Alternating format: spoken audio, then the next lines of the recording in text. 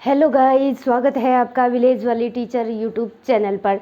तो कल हमने एनवायरनमेंट और हेरिडिटी के बारे में पढ़ लिया था, उससे बाहर नहीं एक भी क्वेश्चन जाएगा। हमने नेचर और नर्चर के बारे में थोड़ी सी एक दो बातें और रह गई थी जो आज आप इस वीडियो में जान लीजिए। तो नेचर और नर्चर का हमेशा कंट्रोवर्सी चलती है, यानी कोई भी चीज़ 0% नहीं हो सकती। तो 20वीं सदी में एक मनोवैज्ञानिक आए, जोहन वी वाटसन, इन्हें शॉर्ट में वाटसन के नाम से ही जाना जाता है। इन्होंने बिहेवियर और व्यवहार पर काफ़ी अध्ययन किया। तो वाटसन क्या कहते हैं, जो जॉन वी वाटसन हुए ये 20वीं शताब्दी में आए। 1 मिनट में यहाँ लिख देती हूँ वाटसन। ये एक बिंदु हमारा रह गया था जो जानना ज़रूरी है, वेरी वेरी इंपॉर्टेंट है, क्योंकि इन्होंने एनवायरनमेंट के लिए बहुत सारा काम किया था। तो जोहन वी वाटसन है, व्यवहारवाद से संबंधित है। तो ये क्या कहते हैं कि जोहन वी वाटसन कि मेरे को 1 दर्जन बच्चे दे दो, मैं उनको जैसा चाहे वैसा बना दूंगा।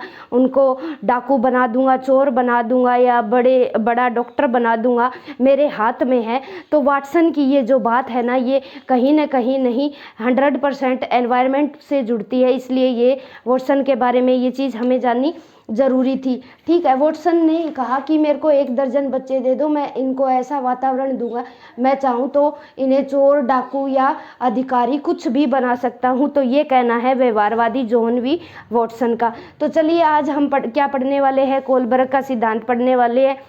कई जगह इस बुक में कोलरबर्ग भी लिखा है, लेकिन कोलबर्ग भी है। तो इंग्लिश का नाम याद रखना आप, इंग्लिश में ज़्यादातर कोलबर्ग ही नाम दिखाई देगा आपको। ठीक है, ये लिखा होगा। कई बुक्स कोलरबर्ग भी लिख के दिखाती है इसे। ठीक है, कंफ्यूज नहीं होना, एक ही बात है। कोलबर्ग और कोलरबर्ग एक ही बात है। तो सबसे पहले कोलबर्ग की जो थ्योरी है उसको शुरुआत करने से पहले हम उसके बारे में एक बार जीन पियाजे के बारे में जानेंगे। तो जीन पियाजे के बारे में क्यों जानेंगे, क्योंकि एस्टेट में भी क्वेश्चन पूछा गया है, 2 टाइम क्वेश्चन पूछा गया है कि सबसे पहले मॉरल डेवलपमेंट पर काम करने वाले साइकोलॉजिस्ट कौन थे। तो सबसे पहले जीन पियाजे ने नैतिक मुद्दों पर काम किया था 1932, जबकि जो कोलबर्ग है इनका सिद्धांत 1969 में आता है।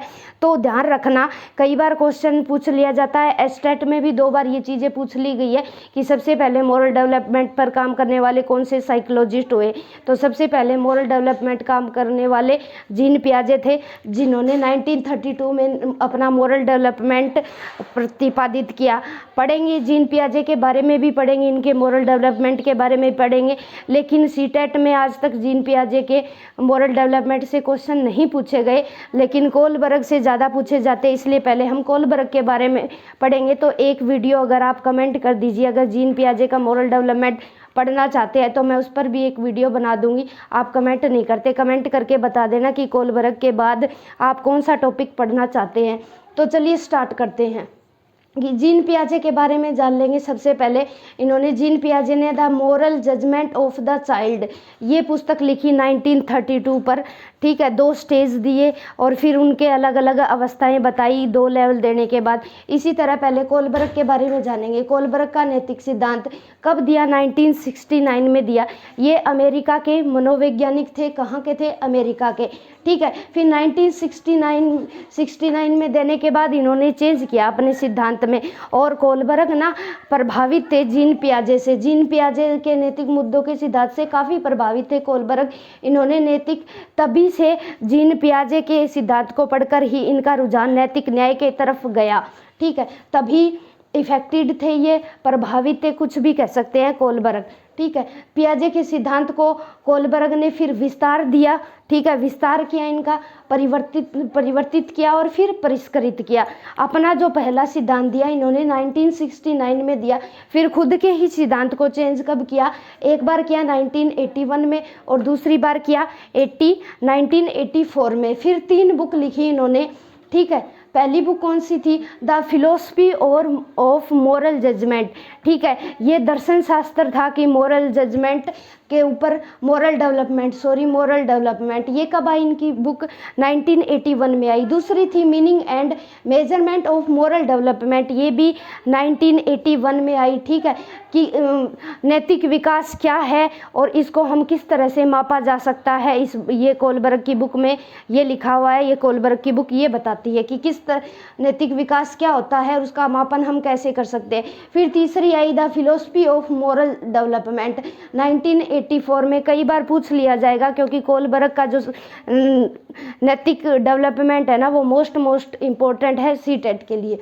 ठीक है, फिलोसफी ऑफ मोरल डेवलपमेंट कब आई? 1984 में। ठीक है, दर्शन साइकोलॉजी ऑफ मोरल डेवलपमेंट, ठीक है, यानी मनोविज्ञान को नैतिक विकास से जोड़ा इस बुक में। 3 साल बाद आई है। पहली मीनिंग और मेजरमेंट के बारे में बताया। फिर कोलबर्ग ने क्या किया, 10 से 16 वर्ष के बच्चे लिए, उन पर 10 से 16 वर्ष के 72 बच्चे लिए और उन पर एक्सपेरिमेंट किया और अलग अलग नैतिक मुद्दे दिए। उसके आधार पर ही अपना जो नैतिक डेवलपमेंट का सिद्धांत है वो प्रतिपादित किया। तो सबसे पहले हम पढ़ेंगे कि कोलबर्ग ने 10 से 16 वर्ष के बच्चों पर 72 एक्सपेरिमेंट किए, जिसे नैतिक तर्कणा वर्ष कहा है इन्होंने। ये कोलबर्ग क्या बताते हैं कि जो बालक का जो विकास है ना, वो कुछ स्टेजेस में से होकर गुजरता है। जैसे पियाजे का जो विकास था, वैसे जो सेंसरी मोटर स्टेज से गुजरा, फिर स्टेप बाय स्टेप गुजरा। तो इसी तरह ये जीन पियाजे से प्रभावित थे, तो इन्होंने भी अपने कुछ लेवल्स और स्टेजेस दी। और कोलबर्ग भी मानते हैं कि जो हमारा मोरल डेवलपमेंट है ना, वो कुछ निश्चित अवस्थाओं से गुजरता है। निश्चित का मतलब क्या है कि पहले ये स्टेज आएगी, बाद में दूसरी स्टेज आएगी, ये आएगी ही आएगी, और ये यूनिवर्सल है। ये 1-2 बच्चे पे ही नहीं, जितने भी बच्चे हैं संसार में, दुनिया में, सभी बच्चे इन स्टेजेस से गुजरेंगे। कोई बच्चा इन स्टेज से पहले गुजर जाएगा तो कोई बाद में गुजरेगा। ये उसके मेंटल लेवल के अकॉर्डिंग होगा। और ये सब एनवायरनमेंट का भी इफेक्ट पड़ता है कि बच्चे कौन से एनवायरनमेंट में रह रहा है, उसका समाज कैसा है, उसकी कल्चर कैसी है, इस चीज़ का भी इफेक्ट पड़ता है। ठीक है, फिर तीन लेवल दिए। कई बार बच्चे कंफ्यूज होते हैं कि इंग्लिश का शब्द याद रखना, कौन से सतर, कौन सी अवस्था है, लेकिन यहाँ आप इंग्लिश के शब्द याद रखोगे। 3 लेवल दिए और उन लेवल को फिर 6 स्टेजेस में बांटा। कितनी? पहले 3 लेवल दिए, फिर उन तीनों लेवल को 6 स्टेजेस में बांटा। तो कोलबर्ग ने का जो नैतिक विकास का सिद्धांत है वो एक हाइनाज नाम के पर्सन से शुरू होते हैं। तो जो उसकी लेडीज़ थी ना, वो बीमार हो गई और डॉक्टर ने जवाब दे दिया कि आपकी पत्नी मरने वाली है। लेकिन जो वो एक यूरोप का डॉक्टर था जिसने दवाई का इन्वेंशन किया था, वो दवाई का जो कुल खर्चा लगा था बनाने में, उससे 10 गुना रेट पर वो बेच रहा था। वो जो फार्मासिस्ट था, उस दवाई का 10 गुना ले रहा था। लेकिन जो हाइनज, कहीं हाइनज भी लिखा होता है, ठीक है, कई बुक हाइनज भी दिखाती है और कई हिंज भी दिखाती है। तो दोनों पर्सन एक ही है, ध्यान रखना। कई जगह हिंज भी लिखा होता है, दोनों ही ठीक है, ठीक है, लेकिन ये चीज़ें पूछी नहीं जाती। ये इसका कोलबर्ग के सिद्धांत का बेस है। तो फिर उस हिंज नाम के पर्सन ने क्या किया, वो दवाई लेने गया उस फार्मासिस्ट के पास। तो फार्मासिस्ट ने मना कर दिया कि इतने कम पैसे में मैं ये दवाई नहीं दूंगा, क्योंकि मैंने इसका इन्वेंशन किया है, मैं इसके बहुत सारे पैसे लूँगा, क्योंकि मैंने ये खुद ने बनाई है। लेकिन हाइनाज ने बार बार विनती की, लेकिन फार्मासिस्ट उस दवाई को देने के लिए तैयार नहीं हुआ। फिर हाइनाज ने क्या किया और रिक्वेस्ट की कि मेरी पत्नी मरने वाली है, आप ये दवाई दे दीजिए। लेकिन फार्मासिस्ट ने साफ मना कर दिया। तो फिर हाइनाज ने क्या किया, अपने पत्नी की जान बचाने के लिए वो दवाई थी वो चोरी कर ली। तो फिर इसके आधार पर, इस स्टोरी के बेस्ड पर कोलबर्ग ने आकलन किया, बहुत सारे बच्चों को प्रश्न और समस्याएं हल करने के लिए दिए कि इसमें क्वेश्चन ये बनाए कि क्या हाइनाज को दवाई चुरा लेनी चाहिए थी। तो मोरल डेवलपमेंट के आधार पर कि बच्चे बताओ कि क्या उसने सही किया, अगर सही किया तो उसका एक्शन क्यों सही था, समाज में वो कैसे फिट बैठता है। और जिस बच्चे ने जो आंसर दिए उसके हिसाब से मोरल जजमेंट की कोलबर्ग ने कि हाँ, कई बच्चों ने बताया कि हाँ कोलबर्ग ने जो दवाई चुराई ना वो सही थी, तो उसका कई बच्चे उसका कारण नहीं बता पाए तो ठीक थी, क्योंकि कारण बता देते कि उसकी पत्नी मरने वाली थी, उसके पास कोई ऑप्शन नहीं था, इसलिए उसे समाज के नियमों को तोड़ना पड़ा।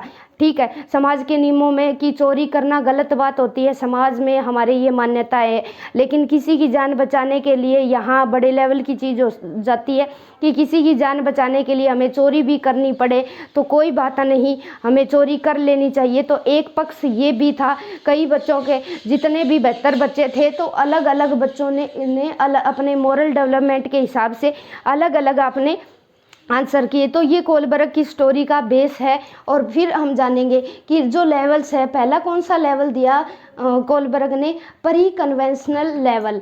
ठीक है, इसे पूर्व परंपरागत स्तर भी बोलते हैं। दूसरा था कन्वेंशनल लेवल, तीसरा था पोस्ट कन्वेंशनल लेवल। इन्हें हम डिटेल में भी पढ़ेंगे, एक बार यहाँ लिखा हुआ है लेवल, देख लीजिए, आप ध्यान दे लीजिए।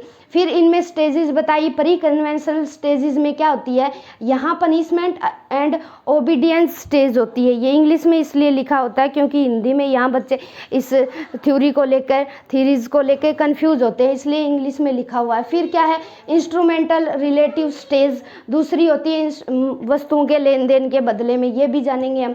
और कन्वेंशनल लेवल में दो स्टेज कौन कौन सी आएगी, nice boy, nice girl, law and order stage. Post conventional level में क्या आएगी, सोशल कॉन्टैक्ट और यूनिवर्सल एथिकल प्रिंसिपल ओरिएंटेशन। इन्हें हम डिटेल में चर्चा करेंगे। तो चलिए आइए चर्चा करते हैं। तो चलिए कोलबर्ग के सिद्धांत को हम पहले, जो स्टोरी है हिंज की या हाइनाज की, उसी से कोरिलेट करके पहले हम उसके हर स्टेजेस को समझेंगे, 6 स्टेजेस को समझेंगे लेवल फर्स्ट के। तो चलिए पहले लेवल फर्स्ट के बारे में जानेंगे। प्री कन्वेंशनल स्तर, जो प्री कन्वेंशनल लेवल है ना, वहाँ ये स्टोरी है, उसको जोड़ के, उसको रख के हम यहाँ एक बार देख रहे हैं कि अगर बच्चा फर्स्ट स्टेज का है तो कैसा चिंतन करेगा, उसका कैसा नैतिक सोच होगी बच्चे की। अगर सेकंड स्टेज का आता है, वो बच्चे की नैतिक सोच क्या होगी। तो चलिए एक बार इसी स्टोरी से, जो कोलबर्ग की जो स्टोरी है बेस्ड है, उसके बारे में हम चर्चा करते हैं। तो यहाँ मैंने लिखा है अवस्था वृत्तांत। ठीक है, अवस्था का मतलब यही है जो कोलबर्ग की 6 अवस्थाएं हैं, ये पहली अवस्था है। ठीक है, ये स्टेज फर्स्ट लिखा है, यहाँ ये स्टेज 2 लिखा है।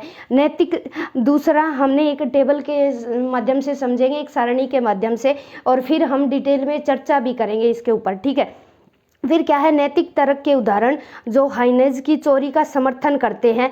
ऐसे उदाहरण है ये जो पहली स्टेज का बच्चा देगा, जो कि समर्थन करते हैं कि हाँ हाइनाज को चोरी करनी चाहिए थी, तो ये इस बात का समर्थन करते हैं। दूसरा क्या है, नैतिक तर्क के ऐसे उदाहरण जो ये बताते हैं कि हाइनाज को चोरी क्यों नहीं करनी चाहिए थी, दूसरा ये है। ठीक है, तो चलिए स्टेज 1 का जो बच्चा है, जो भारी सत्ता पर आधारित है, यहाँ पनिशमेंट करती है, तो उस स्टेज का बच्चा क्या करेगा, अपनी, यहाँ जो हाइनाज की चोरी का समर्थन करते हैं, तो यहाँ क्या है, यहाँ के बच्चे जो बाहरी सतह पर आधारित है, या पनिशमेंट पर आधारित है, या पुरस्कार पर आधारित है, उस स्टेज का बच्चा क्या कहेगा कि उसको, जो हाइनाज है, उसको पत्नी को मरने नहीं देना चाहिए, और अगर उसकी पत्नी मर गई तो वो मुश्किल में पड़ सकता है। तो फर्स्ट स्टेज का बच्चा यहाँ चोरी के माध्यम से कि हाँ चोरी कर लेनी चाहिए, उसका ये जवाब रहा। फिर क्या है, चोरी क्यों नहीं करनी चाहिए, तो वो बच्चा, इस जो फर्स्ट स्टेज का बच्चा है, वो ये सोचेगा कि अगर पकड़ा जाएगा तो उसे जेल भेजा जा सकता है। ठीक है, यहाँ पकड़ा जाता तो जेल भेजा जाता, तो इस फर्स्ट स्टेज का बच्चा है यहाँ, क्योंकि वो अभी पनिशमेंट की स्टेज पर चल रहा है। ठीक है, पनिशमेंट एंड प्राइज की स्टेज पर चल रहा है, तो ये बोल रहा है कि हाइनाज का समर्थन कौन करता है यहाँ की, हाँ ठीक है पत्नी के लिए किया, अच्छा किया। ठीक है, अगर पत्नी को नहीं बचाता तो वो मुश्किल में पड़ जाता, बच्चा ये बोल रहा है। और जो नहीं का समर्थन करते हैं तो वो बोले कि पनिशमेंट के रूप में उसे जेल भेजा जाएगा, क्योंकि उसने चोरी की है, समाज के नियमों को तोड़ा है। तो दूसरी स्टेज का बच्चा क्या है, ये व्यक्ति को सेंटर में मानता है, एक दूसरे के हित पर केंद्रित होता है। तो जो समर्थन करते हैं उसमें पकड़ा गया, तो अगर हाइनाज पकड़ा जाता, जो सेकंड स्टेज का बच्चा है वो ये उसकी ये नैतिक सोच होगी, अगर पकड़ा गया तो दवा वापस कर देगा, ठीक है। अगर हाइनाज पकड़ा जाता है चोरी करते हुए, दवा वापस कर देगा, या उसे लंबे समय तक जेल न भेजे, यानी थोड़े समय की सज़ा मिल सकती है, ना कि लंबे समय की, 6 महीने की या 1 साल की। तो वो सज़ा कितनी भी हो सकती है, लेकिन ज़्यादा समय नहीं है, ज़्यादा समय, लंबे समय तक जेल नहीं भेजा जाएगा।